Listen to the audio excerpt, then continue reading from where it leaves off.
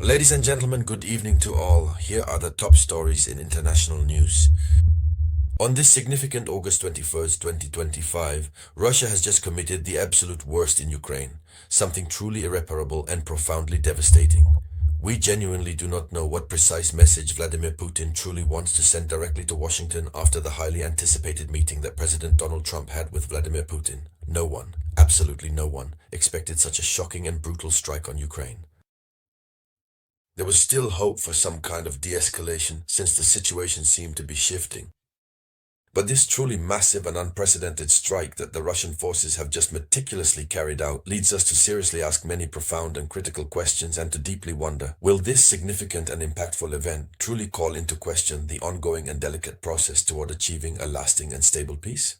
This is a crucial consideration because Russia deliberately struck, even going so far as to directly hit an American factory, which is a highly provocative and concerning action. So, American interests have been directly targeted on Ukrainian soil. What message is Putin trying to send? Until now, since the beginning of the conflict, American interests had never been targeted in Ukraine. Not even the interests of other Western countries. It is only recently, due to pressure from Germany and others, that Russia has started targeting the interests of these countries in Ukraine. But what is the point of targeting American interests on Ukrainian soil? What is really going on behind the scenes? In this video conference, ladies and gentlemen, this is the current event we are going to discuss. But before we continue, I ask you to share this video conference as much as possible. It needs to be shared. And the slogan is clear: one African, every African with their Moyen Express app. That's what it's all about. Go to the Play Store or Apple Store, download Moyen Express. This is about empowering the Africa of sovereignties. Let's dive deeper, give lots of likes, always leave a comment, and share the video conference as much as possible. So, according to official information, Ukraine has experienced an exceptionally large-scale strike. Russia has just set another record, one of the rarest records it has achieved in terms of damage to Ukraine and its Western allies. More than 574 Shahed drones. Do you know about Shahed drones? These are drones manufactured in Iran. These are the drones that Iran gave to Russia, and that was in addition to having already provided an enormous quantity of Shahed drones. Iran didn't stop there. Iran, let me remind you, transferred the production license for Shahed drones to Russia. Iran sent its experts, its scientists, to train the Russians. So, a total of 574 Shahed drones and 40 ballistic missiles were launched in a single, coordinated, and extensive offensive attack. In a single offensive, meaning in just one night, the night of August 20th to 21st, 2025. So what should we say about this? This is an unprecedented level of intensity. The intensity is unprecedented. And it should be noted that strategic infrastructure was targeted, notably the American factory in Mukachevo. The American factory in Mukachevo, this factory was hit head-on, struck directly, I would say. So, the deliberate striking of this particular factory is a very clear and unequivocal message that Moscow is indeed sending directly to America. We will certainly see in the coming hours, perhaps even in the next few moments, what the actual and real underlying reason is for Russia's targeting of significant American interests, especially right after this crucial and highly anticipated meeting with Donald Trump. I don't understand. Maybe since I was on vacation, I'll understand in the coming hours. And then, we'll discuss this further together here. It's still surprising. We expected to see a de-escalation, not such an exaggerated escalation of the conflict. Western Ukraine was hit. A region that had been relatively spared until now was struck. This shows the expansion of the battlefield. It feels like, as Donald Trump says, Ukraine should accept giving up territory to Russia, and it seems like Russia wants to quickly seize a lot of territory before negotiations and a peace treaty happen, if there will even be peace, because this whole situation is really frightening.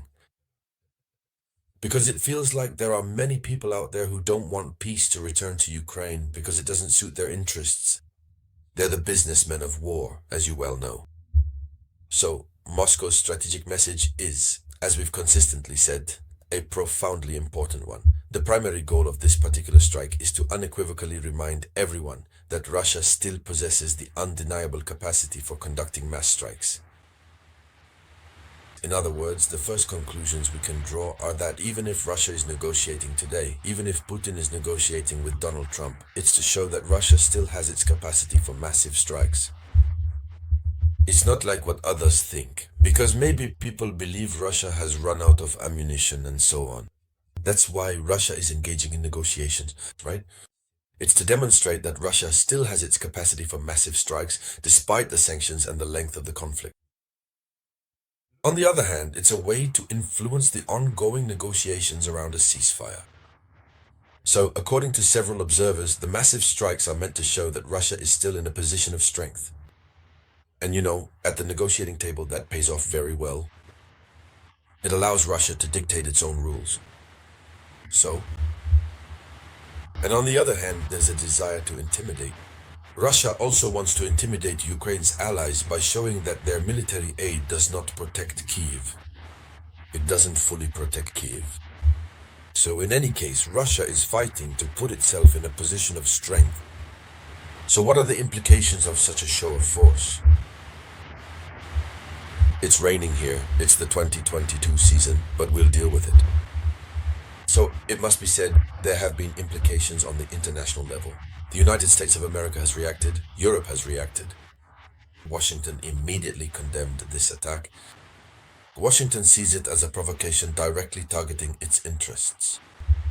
And the European Union finds itself pushed to strengthen its military support, yes, and to consider new sanctions. That means the second package of sanctions was useless.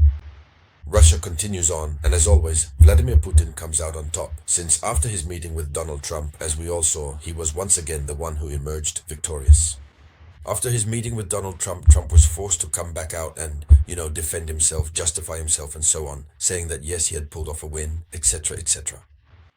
So, this new offensive could speed up the implementation of security guarantees, Discussions among Western allies need to focus on quickly securing Ukraine. So that's the situation. We're wondering if this isn't going to have an impact. Isn't this going to be a setback for peace efforts? That's the big question we're asking ourselves. There you have it, because these strikes are happening at a time when extraordinary talks for a ceasefire are underway. And the Russian attack undermines the credibility of any diplomatic process. So that's basically what you need to take away from this news. As I was saying, we're resuming our activities. There you go, we're back. So, getting back to it isn't always easy, but we'll take it step by step. That's it. And then eventually we'll be back in the swing of things. For now, the holiday spirit is still wearing me out a bit, but we'll get there. So, thank you everyone. I'll be back with more news for you shortly. This was the voice of your one and only samurai.